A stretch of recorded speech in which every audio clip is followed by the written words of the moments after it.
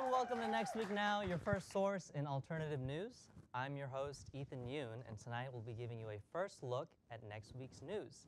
Thanks to us, you can forever turn off CNN and Fox because you'll already know all of the week's events before they even occur. Now, this Saturday is the International Day of Women and Girls of Science and a widely celebrated holiday that is treated with respect all over the planet. In honor of the women and girls in the field of science, a man you've never heard of who works at NASA or something, will be giving a short 5-minute speech about how valuable the work of women is for men to benefit from their accomplishments.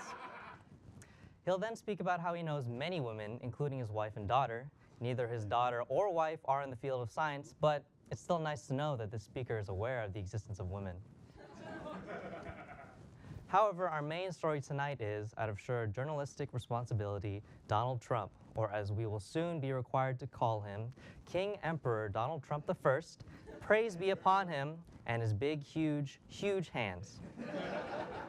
Of course, if we talked about everything Trump will be doing within the next week, we'd be here all night, so we're just going to go over some of the executive orders he'll be signing, the countries he'll be taking us to war with, and a few other important actions he'll be taking. As far as executive orders go, first, we have the Homelessness Problem Solved Order, which makes the state of homelessness illegal. And those who refuse to stop being homeless will be shipped to Mexico for some apparent reason. Next, we have the Manifest Destiny Order, which calls to annex most of Canada, but previously Canadian citizens will not be allowed to steal jobs from hardworking Americans. Then we have the Opposition to Fake News Order, which requires all journalists to introduce themselves as perpetrators of fake news. Finally, we have an order that will ensure that American presidents get to go to bed by 9 p.m., receive 1 hour of playtime every day, and ensures foreign leaders act really, really nice to them, even in times of war. Now, speaking of war, let's talk about which countries we'll be at war with by next Thursday. That will include China, after their president laughs at the way Trump says the name of their country; Mexico, because the wall; Australia, because of Trump's fatigue; Germany, because actually, this would go way faster if we just listed the countries we won't be at war with.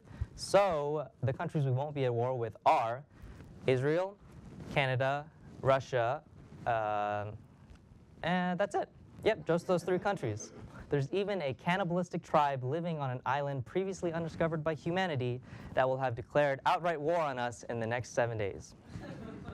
But the biggest story since Donald Trump was sworn in as the President of the United States has been the significant number of claims that the actual news organizations are fake news. So, we asked, what exactly is fake news? We sent one of our correspondents, Jill Young, on a mission to find out the answer.